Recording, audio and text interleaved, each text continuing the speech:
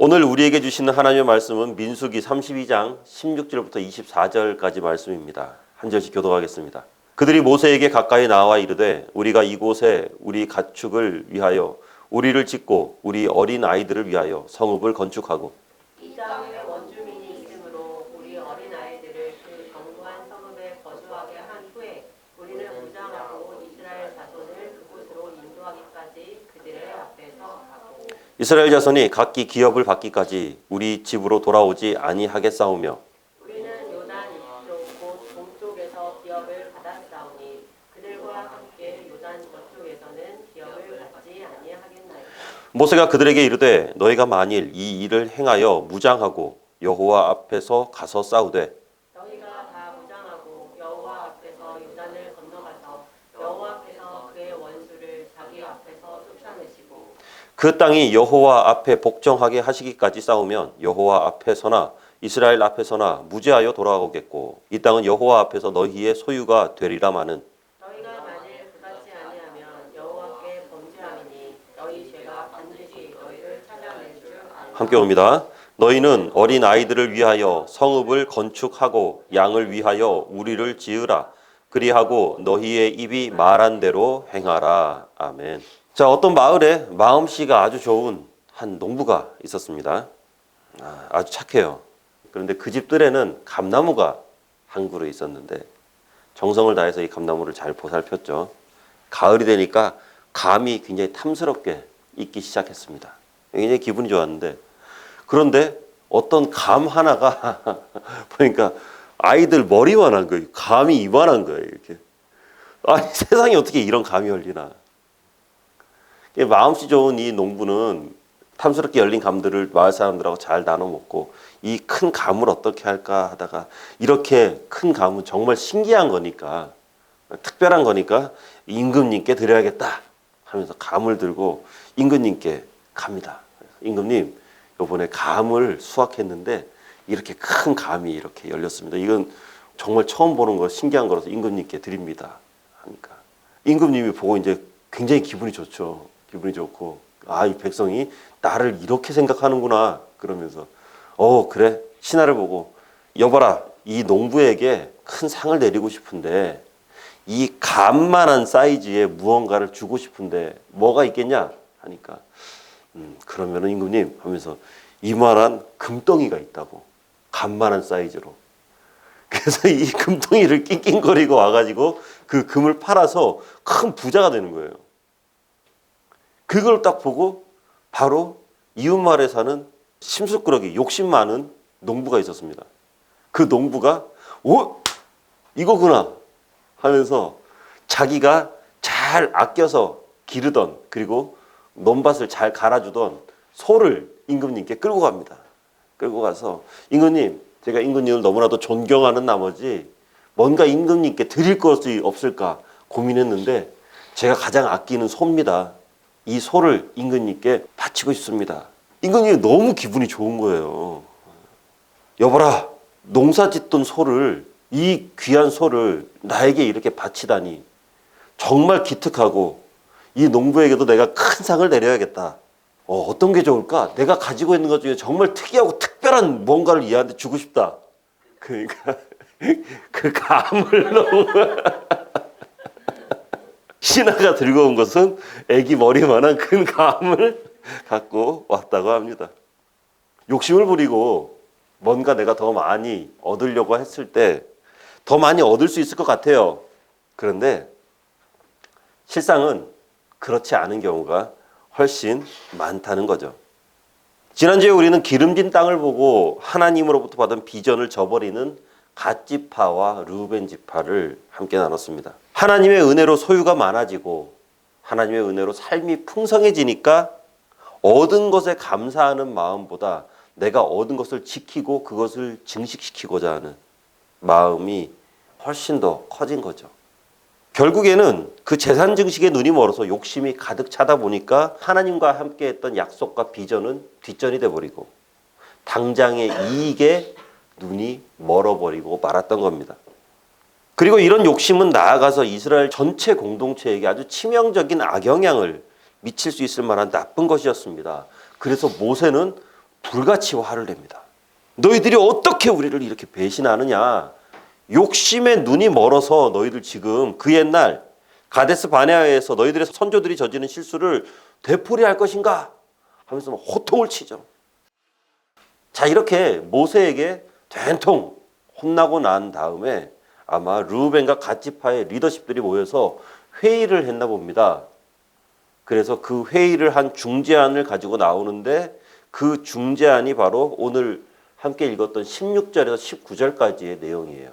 그 내용을 정리하면 이렇습니다. 첫 번째로 이들이 얘기했던 거는 여자와 어린 아이들을 남겨놔야 하는데 그들이 기다리면서 지낼 만한 안전한 처소를 먼저 우리가 좀 마련했으면 좋겠다.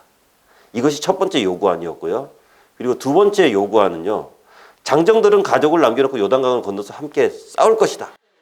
그런데 그냥 하는 것이 아니라 우리가 항상 최선봉에 서서 싸울 거고 열심히 싸우겠다. 그리고 정복전쟁이 끝나기 전까지는 돌아오지 않을 것이다. 이것이 두 번째. 그리고 마지막 세 번째로는 자신들은 이미 요단 동편의 땅을 유업으로 받았으니까 그러니까 우리가 정복전쟁을 펼치더라도 그 정복전쟁을 펼친 그곳의 땅은 하나도 받지 않겠다. 열심히 싸우고 목숨을 걸고 싸웠는데도 불구하고 받지 않겠다. 이거 굉장히 파격적인 제안입니다. 욕심에 눈이 멀었을 때는 다른 형제들의 입장은 전혀 생각하지 않고 자신들의 살 길만 찾기 바빴는데 모세에게 된통 혼나고 난 후에 정신을 좀 차린 것 같아요. 그죠?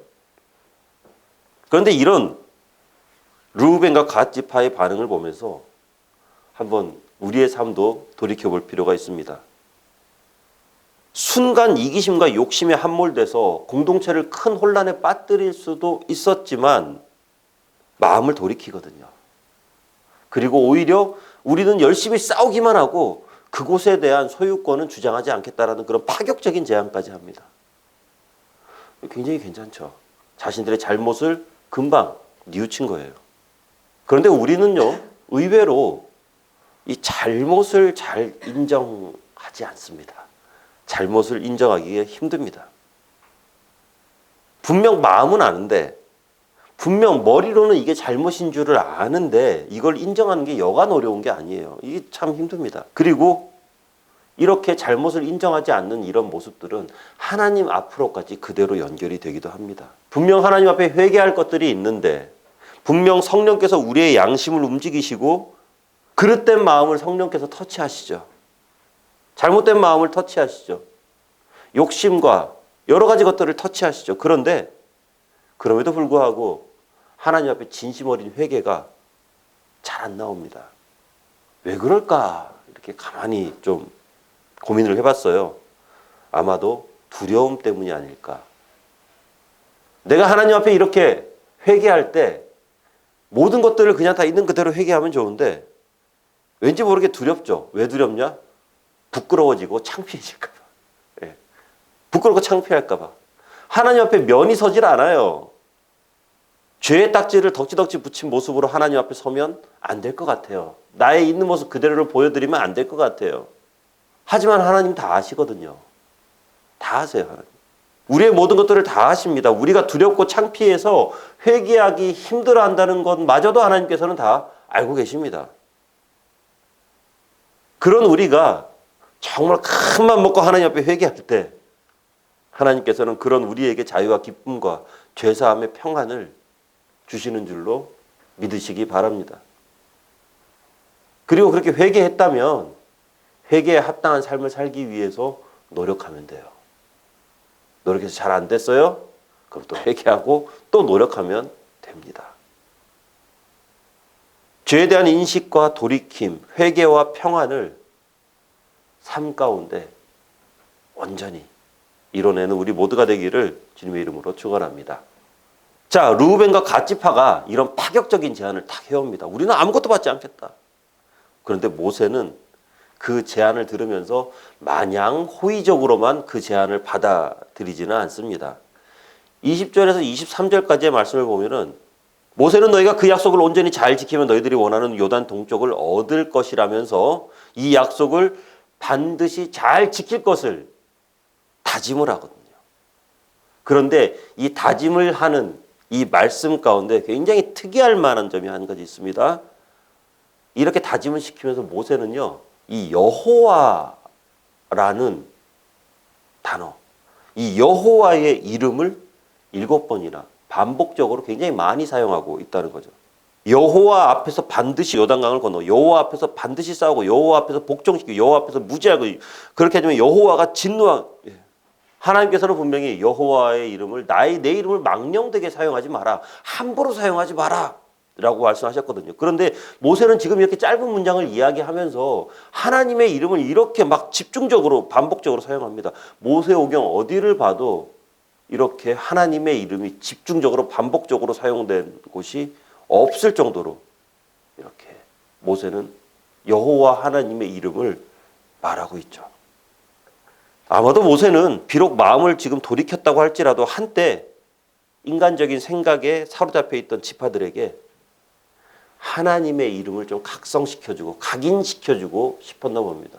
그들이 있지 않게요. 그들이 어떤 생각을 하든 어떤 행동을 하든 어떤 결과를 향해서 나아가든 그 생각의 틀에는 반드시 하나님의 있기를, 하나님이 함께 하시기를, 그 생각이 언제나 하나님에게서 벗어나지 않기를 간절히 바라는 마음에서 여호와의 이름을 이렇게 반복적으로 선포하고 있는 거죠. 하나님의 뜻을 생각하고 하나님의 임재를 생각하고 하나님의 계획을 생각하고 하나님의 능력과 하나님의 사랑을 생각하라고 지금 어떻게 보면은 모세가 여호와 여호와 여호와 하면서 정신교육 지금 막 시키고 있는 겁니다.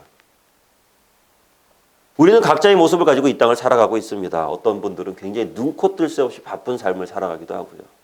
어떤 분들은 조금 여유 있는 삶을 살아가기도 하고, 학생들은 이른 아침부터 밤늦게까지 열심히 공부하면서 자신에게 주어진 비전을 향해서 힘찬 발걸음을 내디디고 있고, 그런 자녀들을 보면서 부모들은 그들을 후원하고 후원하면서도 또 자신의 비전을 향해서 또 고군분투합니다. 우리는 다 다르죠. 달라도 너무 다르죠. 그런데 그렇게 다 다른 우리가 같은 것 한 가지가 있다면 그것은 바로 복음입니다. 그 복음을 전파하는 것에 우리는 동일한 사명을 가지고 있죠. 르우벤 지파와 갓 지파가 우리와 떨어져서 산다고 할지라도, 우리와 먼 곳에서 산다 할지라도, 그리고 우리와 다른 길을 걸어간다 할지라도 모세는 그들이 반드시 잊지 말아야 할 것은 하나님이다 라고 이렇게 강조하는 것처럼 이 말씀을 보면서 오늘날을 살아가는 우리에게 하나님께서 말씀하시는 것은 너희들이 잊지 말아야 할 것은 이 땅 가운데 나의 영광을 드러내며 복음을 전하는 것이다 라고 말씀하고 계시는 것이죠. 빌립보서 1장 20절 말씀 우리 함께 읽겠습니다. 시작. 나의 간절한 기대와 소망을 따라 아무 일에든지 부끄러워하지 아니하고 지금도 전과 같이 온전히 담대하여 살든지 죽든지 내 몸에서 그리스도가 존귀하게 되게 하려 하나니. 아멘.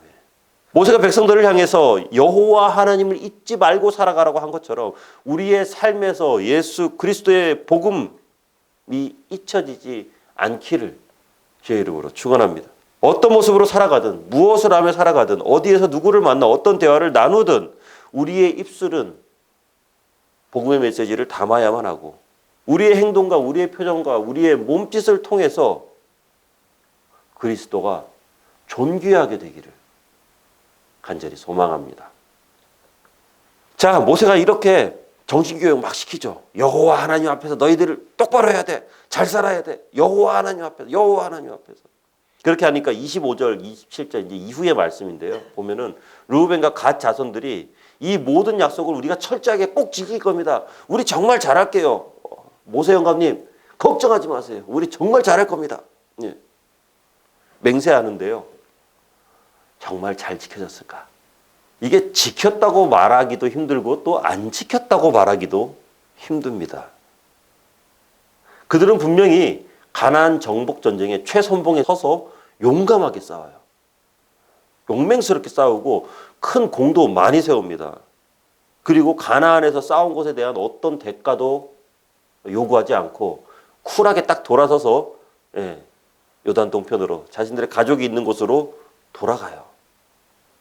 그런데 이렇게만 보면은 굉장히 잘한 것 같은데 이게 깔끔하지가 않습니다. 지난주에도 언급했듯이 르우벤과 갓의 병력을 합치면은 8만 정도 됩니다. 8만 명 정도. 그리고 이들과 나중에 합세하게 되는 므낫세의 절반, 반 지파의 병력까지 합하면은 한 10만 명에 이르는 대군인데요. 10만 명인데 여호수아의 가나안 토벌군과 함께 요단강을 건넌 병력은 4만밖에 안 돼요. 물론 이 4만여 명이 정말 열심히 싸웁니다.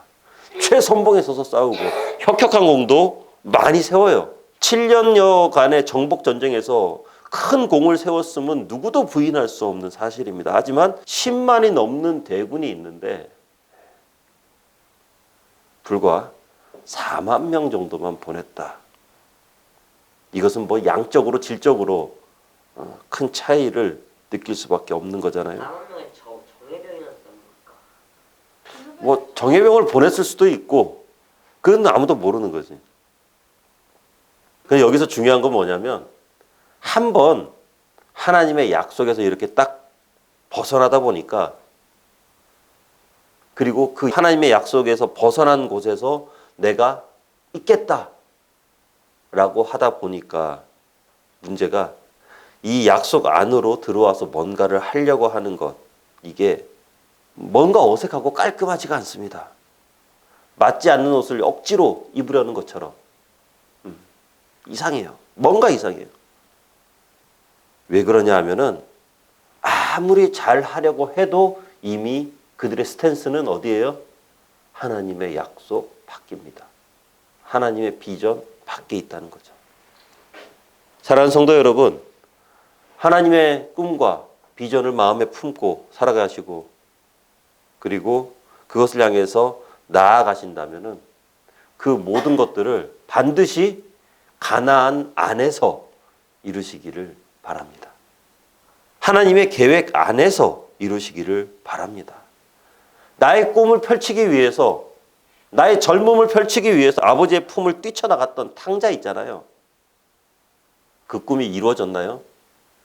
자신의 비전이 성취가 됐습니까? 아닙니다. 그 삶이 아름다운 것들로 최고의 것들로 채워졌나요? 아닙니다. 더 비참하고 암울할 따름이죠. 아무리 원대하고 아무리 크고 아름다운 비전을 가지고 있다 할지라도 그것이 하나님의 품 밖에 있다면 하나님의 길 밖에 있다면 그것은 비전이 아니라 악몽이 될지도 모릅니다. 아마 하나님의 약속의 땅 밖에서 꿈을 이루려고 한다면 그곳에서의 하나님의 도움을 기대하기는 어려울 거예요. 힘들 겁니다. 부디 하나님의 품 안에서 하나님의 계획을 가지고 하나님의 비전을 이루어내며 이 땅 가운데 그리스도의 십자가를 세워나가는 우리 모두가 되기를 주의 이름으로 축원합니다. 말씀을 맺습니다. 아마도 르우벤과 갓 자손이 요단 동편에 우리가 남겠다라고 이렇게 결정한 것은 하루아침에 내려진 결정은 아니었을 거예요. 자기들 안에서는 아마 많은 토론과 논쟁이 있었겠죠. 야, 여기 이렇게 좋은데 우리 여기 있자. 저기 가봐야 그 나물에 그 밥이고 고생스러우니까 여기 그냥 있자. 아니다. 그래도 우리가 40년 동안 우리가 이스라엘 민족이 하나로서 형제들과 동고동락 했는데 우리만 빠지는 건 말이 안 된다. 하나님 비전을 우리 끝까지 이뤄야 된다. 하지만 결과적으로 남겠다라고 결론을 내렸죠. 이 결정은 두 지파가 평소에 어떤 삶을 살았는지에 관해서 들여다볼 수 있게 해주는 결정입니다. 여실히 보여주죠. 이게 무슨 말이냐. 아침에 딱 일어났을 때 가장 먼저 이들은 아마도 가축대를 보면서 묵상을 했을 거예요. 우리 예쁜 전박이 잘 자고 일어났나. 우리 튼튼한 양들이 오늘은 아침을 잘 먹고 있나. 점심 묵상은 뭐 이런 거겠죠. 초원과 목초지에서 풀 뜯는 가축들을 보면서 좋다 이렇게 하고 있었겠죠. 그죠? 하나님을 묵상해야 되는데 하나님이 주신 선물을 묵상하고 있어요. 네. 그런데 이게 남 일만은 또 아닙니다. 부동산에 관심이 많으신 분들은 아침에 일어나면서 어떻습니까? 부동산 시세를 묵상하면서 하루를 시작합니다. 여기저기 주식 많이 사놓으신 분들은 어때요? 아침에 가장 먼저 일어나면 하는 것이 스마트폰의 주식 시세부터 보고요. 알람 설정해놓고 매수와 매도 타이밍 놓치지 않기 위해서 아주 그냥 절치부심 고군분투하고 계시죠. 많은 젊은 남녀들은 어떻습니까? 사랑하는 연인을 묵상합니다. 아침에 일어나자마자 묵상합니다. 잘 잤어? 그래서 이렇게 잘 자. 잘 자 하면은 거기서부터 그냥 한 시간 카톡하고 있죠. 우리의 시선은 어디에 고정되어 있나요?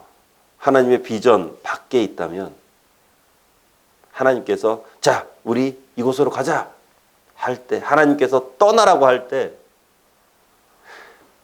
그 하나님 외의 것이 우리의 발목을 반드시 붙잡을 겁니다. 하지만 하나님의 비전이 우리의 중심에 온전히 자리 잡고 있다면 하나님께서 가자라고 하실 때 가벼운 마음으로 순종할 수 있습니다. 왜냐하면 중심에 하나님이 있으니까요. 만약에 하나님이 외에 안정감을 누리고 있는 곳이 있다면 하나님께서는 반드시 그곳을 떠나라고 말씀하실 겁니다. 하나님의 비전과 꿈을 향해 나아가야만 하는데 머물기를 원한다면 그 머물도록 만드는 것이 이미 우리의 우상이 되어 있을지도 모릅니다. 떠나는 사람이 되겠습니까? 아니면은 주저앉아서 남는 사람이 되겠습니까? 삶을 너무 무겁게 만들지 마시기 바랍니다. 언제든지 하나님께서 새로운 것을 시도하라고 말씀하실 때, 그리고 언제든지 하나님께서 이곳으로 가라고 하실 때, 언제든지 하나님께서 하나님의 명령을 내리시고 그 명령에 순종하라고 할 때 아멘하고 순종할 수 있는 그런 좀 가벼운 삶을, 가뿐한 삶을 살아가는 우리 모두가 되기를 주의 이름으로 축원합니다. 기도하겠습니다. 하나님, 하나님께서 주신 것이 우리의 우상이 되지 않게 하여 주시옵소서. 하나님께서 우리에게 선물로 주신 것이 그것이 우리의 발목을 잡지 않도록 해 주시옵소서. 하나님의 말씀을 따라 살아가는 것에 그 어떤 것도 걸림돌이 되지 않도록 해 주시옵소서. 이곳이 좋사오니 하며 주저앉는 자가 아니라 하나님 원하시는 곳이 어디입니까? 라며 나아가는 우리 모두가 되도록 해 주시옵소서. 남는 자가 아니라 하나님의 말씀에 순종하며 떠나는 자로서 살아가도록 해 주시옵소서. 예수님 이름으로 기도합나이다. 아멘.